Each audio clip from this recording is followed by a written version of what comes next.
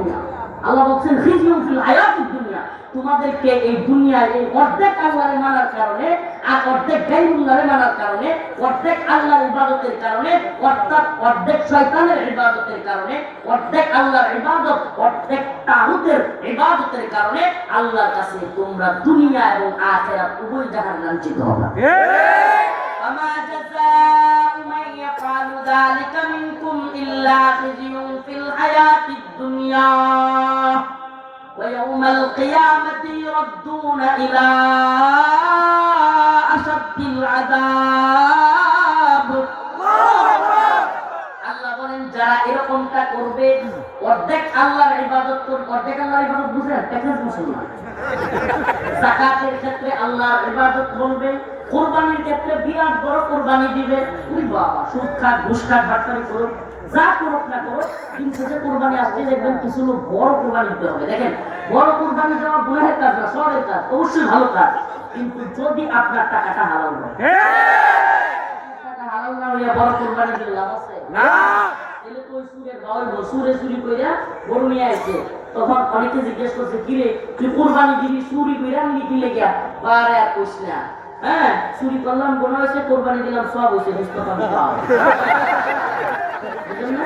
এই চিন্তা করে যদি কেউ কোরবানি দেয়, তার কোরবানি যত টাকা দিয়ে সে দেখ, আল্লাহর কাছে তার কোনো মূল্যই নাই, আল্লাহর কাছে তার কোনো মূল্যই নাই, বরং তার লস। তার লস কেমনে? ওই 3 ভাগের 1 ভাগ করে দেওয়া লাগবে, এটা লস। এই দুনিয়ায় যদি পড়ালেখা খাইতো, দুনিয়ার অন্তত একটু লাভ হইতো, তার লসই স্যার, তার লাভ হয় না। কেন লাভ হয় নাই? কারণ তার টাকাটা হালাল না। ইবাদত শর্ত, ইবাদত কবুল হওয়ার জন্য যে কয়টা শর্ত আছে, এর মধ্যে একটা হলো হালাল রিজিক। হালাল রিজিক যদি হয়, তাইলে ওই হালাল রিজিক আপনি যদি অন্যরা নাই দেয় না, মসজিদে দান করে দেন, সব না। ওই বাবা বাবা, এত সহজ না। আম হাসিবতুম আন তাদখুলুল জান্নাহ, আম হাসিবতুম আন তাদখুলুল জান্নাহ, ইয়া আলিফ লাম মিম আহাসিবান নাস আন ইউতরাকু আন ইয়াকুলু আমান্না ওয়া হুম লা ইফতানুন। তোমরা কি মনে করে এত সহজ জান্নাতে চলে যাবা? এটা আমার কথা, আল্লাহর কথা। কি কয়? শুধুমাত্র একদিক থেকে ইসলামকে চিন্তা করলে হবে না। শুধুমাত্র রোজার ক্ষেত্রে, শুধুমাত্র কুরবানির ক্ষেত্রে, শুধুমাত্র হজ যাকাতের ক্ষেত্রে নরম নরম ইবাদতের কথা বলে শুধুমাত্র লাভ হবে না, ইসলাম কায়েম হয়ে যাবে না।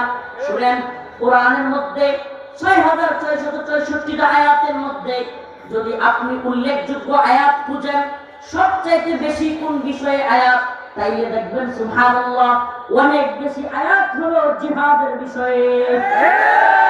কি বিষয়? আল্লাহ বলেন কুতিবা আলাইকুমুস সিয়াম ইয়া আইয়ুহাল্লাযীনা আমানু কুতিবা আলাইকুমুস সিয়াম কামা কুতিবা আলাল্লাযীনা মিন ক্বাবলিকুম লাআল্লাকুম তাত্তাকুন। আল্লাহ তাআলা যেমন আদেশ দিয়েছেন, হে ঈমানদাররা, তোমাদের উপর রোজা, রোজা কুতিবা আলাইকুমুস সিয়াম, তোমাদের উপর রোজাকে আল্লাহ তাআলা লিপিবদ্ধ করেছেন। কি করেছেন? লিপিবদ্ধ, ফরজ করেছেন। কুতিবা আই পরিমা, তোমাদের উপর রোজাকে আল্লাহ ফরজ করেছেন, তোমাদের উপর আল্লাহ পাক রোজাকে লিপিবদ্ধ করেছেন, রোজাকে ফরজ করেছেন। তেমনি ভাবে আল্লাহ পাক অন্য এক আয়াতের মধ্যে বলেন কুতিবা আলাইকুমুল কিতাল ওয়া হুয়া কুরহুল লাকুম, আল্লাহ তোমাদের উপর যুদ্ধকেও ফরজ করেছেন। সুবহানাল্লাহ বলেন। সুবহানাল্লাহ।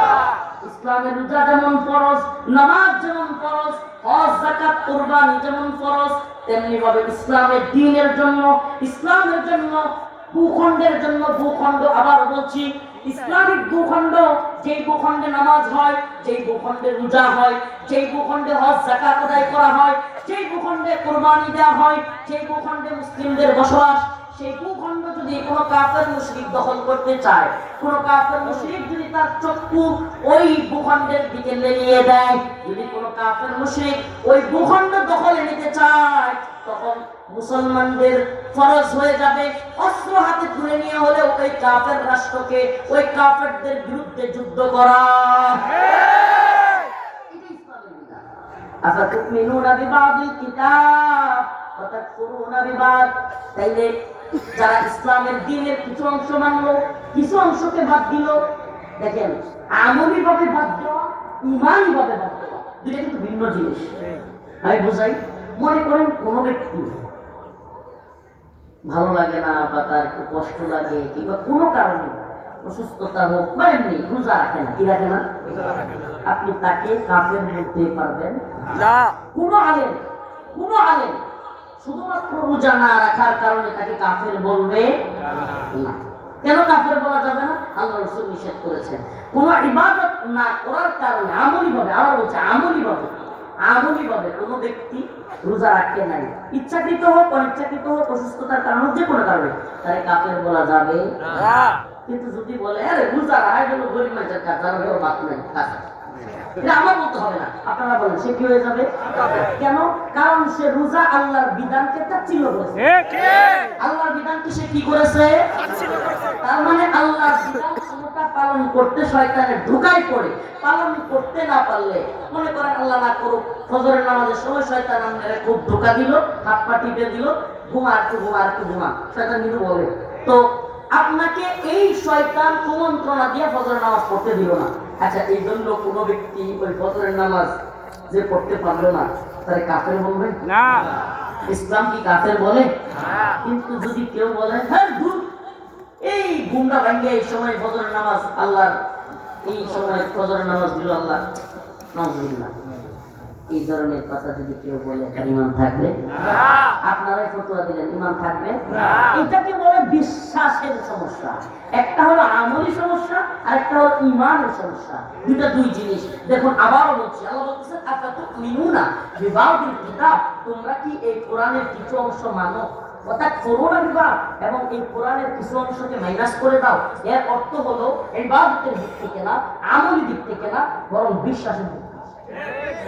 বিশ্বাসের দিক থেকে কিভাবে? আবারও বললাম, কেউ রোজা রাখে না, তাকে কাফের বলা হবে না। কেউ নামাজ পড়তে পারে না, যদিও ইমামদের কেউ বলেন ওই আল্লাহ রাসূলের ওই হাদিস থেকে যে মান তারাকা সালাতান ওয়াহিদান মুতাআম্মিদান ফাকাদ কাফারা, যে ব্যক্তি ইচ্ছাকৃত নামাজ পরিত্যাগ করে সে কাফের। কত বড় কথা! ইমাম আহমদ ইবনে হাম্বলের মাযহাব অনুযায়ী ইচ্ছাকৃত নামাজ পরিত্যাগকারী জানাজা পর্যন্ত পড়া যাবে না। এটা আমাদের মাযহাব না, কিন্তু সত্য কথাটা তো কঠোর। ইচ্ছাকৃত নামাজ ছাড়া যে কত কঠিন বিষয়, কিন্তু ইচ্ছাকৃত নামাজ পরিত্যাগকারী কেউ সালাফগণ কিংবা জমহুরের মত হলো এরা কাফের না। কিন্তু যদি কেউ নামাজকে অস্বীকার করে, রোজাকে অস্বীকার করে, এই জিনিসটা আমাদের মাথায় ঢুকাতে হবে যে আল্লাহর দ্বীনকে আমরা আল্লাহর জন্য সমুন্নত রাখবো। সুবহানাল্লাহ, গোলামিটা হবে আল্লাহর জন্য। কার জন্য? আল্লাহর জন্য। লা ইলাহা ইল্লাল্লাহ অর্থই হলো একমাত্র ইবাদতের মালিক, হুকুমের মালিক, বিধানদাতা মাবুদ, আসমান জমিনের মালিক, সৃষ্টিকর্তা, পালনকর্তা, রিজিক দাতা, আমাকে পালেন, আমারে খাওয়ান, আমার জীবন দিয়েছেন, আমার হায়াত দিয়েছেন, আমার মৃত্যু দিতে পারেন, আমাকে জান্নাত দিতে পারেন, আমাকে জাহান্নাম দিতে পারেন। সব বিশ্বাস আল্লাহর প্রতি যে রাখবে সেই হলো ঈমানদার। একটার মধ্যে এমনকি আল্লাহ রাসূল সাল্লাল্লাহু আলাইহি ওয়াসাল্লাম পাগড়ি পরতেন, কেউ যদি পাগড়ি কেউ তাচ্ছিল্য করে, ইসলামের ন্যূনতম কোন বিষয়কে যদি তাচ্ছিল্য করে, আল্লাহ রাসূল সাল্লাল্লাহু আলাইহি ওয়াসাল্লাম যে জামা পরেছেন, আল্লাহ রাসূল সাল্লাল্লাহু আলাইহি ওয়াসাল্লাম যেভাবে দাড়ি রেখেছেন, আল্লাহ রাসূল সাল্লাল্লাহু আলাইহি ওয়াসাল্লাম যেভাবে চুল রেখেছেন, কোন একটা বিষয়কে যদি আল্লাহর নবীর কোন একটা সুন্নতকে নিয়ে যদি কেউ কটূক্তি করে, সালাফগণ বলেন, ইমামগণ বলেন, মুফতিয়ানে কেরাম বলেন, সেই ব্যক্তি কুফরি করার কারণে ইসলাম থেকে সরে যায়। কেমন? তাচ্ছিল্য করার কারণে। আবার বলছি, কোন ইবাদত না করার কারণে সে কাফের হয় নাই, সে কোন ইবাদতে গাফলতি করবার কারণে কাফের হয় নাই। কিন্তু আল্লাহর দ্বীনে যেটা দলিল প্রমাণ দ্বারা সাব্যস্ত, আবার বলছি, কোরআন সুন্নাহর দলিল প্রমাণ দিয়ে সাব্যস্ত কোন বিষয়কে যদি কেউ তাচ্ছিল্য করে, তার ঈমান থাকবে না। কেন? কারণ সে ওই ব্যক্তিকে তাচ্ছিল্য করে নাই, সে ওই আলেমকে তাচ্ছিল্য করে নাই, বরং সে তাচ্ছিল্য করেছে আল্লাহর দ্বীনকে, আল্লাহর বিধানকে। আল্লাহ কোরআনের মধ্যে বলতেছেন, ইনিল হুকমু ইল্লা লিল্লাহ আমারা আল্লাহ তা'বুদু ইল্লা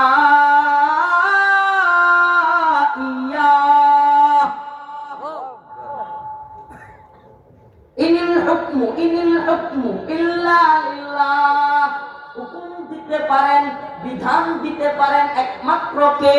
আল্লাহ। এই কথাগুলো বুঝবার খুব জরুরি প্রয়োজনীয়তা আছে। হুকুম দিতে পারেন, বিধান দিতে পারেন কে? আল্লাহ। সংসদের কেউ কি বিধান দেওয়ার মালিক হইতে পারবেন না?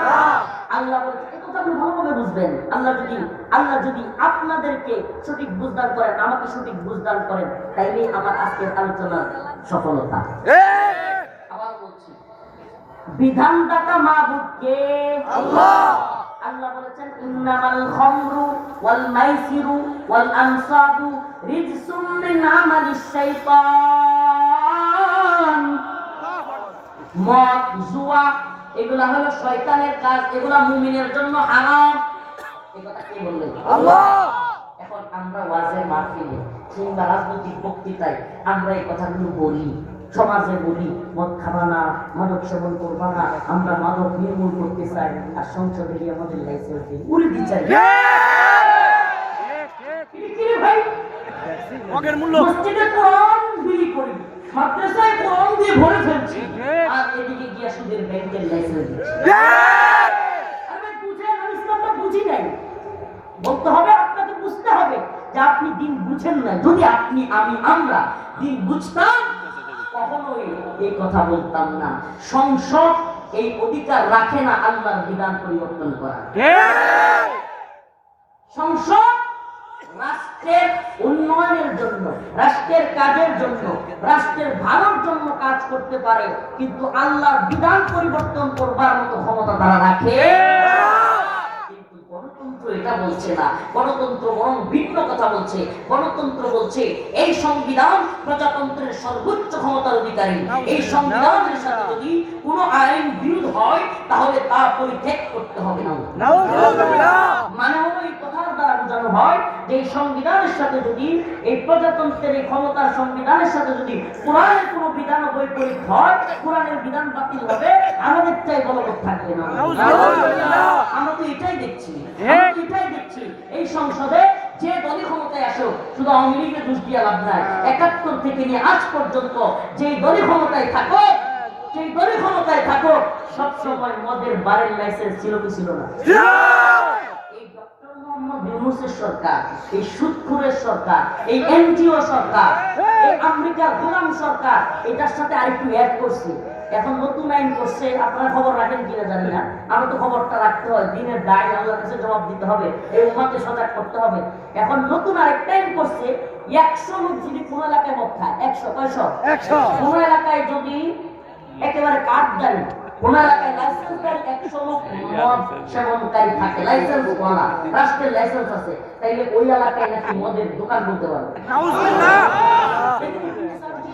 যমুনার নিউজ সহ সব নিউজ আছে, দেখে নিন। প্রিয় ভাইরা, আমার বন্ধুগণ, আমার প্রশ্ন, আল্লাহ পাক যা হারাম করেছেন, হারাম আরবি শব্দ, হারাম কি আরবি শব্দ, না হারাম কি আরবি শব্দ, যদি না বুঝেন তাহলে তো ওই হাদিস সাহেবের মতো বলবেন। এক হাদিস সাহেব বাড়িতে আসছে, বাংলাদেশি, আয়েশা বলতেছে, ইস মক্কা মদিনায় গেলাম, ঘুরলাম, হজ করলাম, উমরা করলাম, ভালোই লাগলো, সবই আরবিতে বলে আজান আর একামতটা ছাড়া।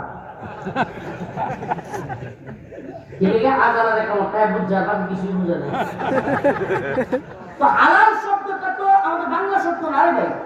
হালাল শব্দটা কি আরবি শব্দ? হালাল অর্থ কি? বৈধ।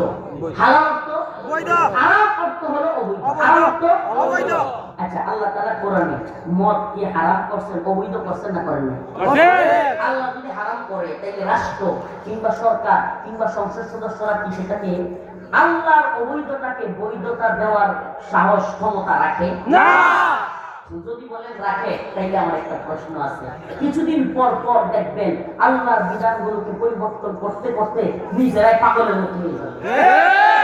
কেমন একটা ছোট্ট উদাহরণ দিই।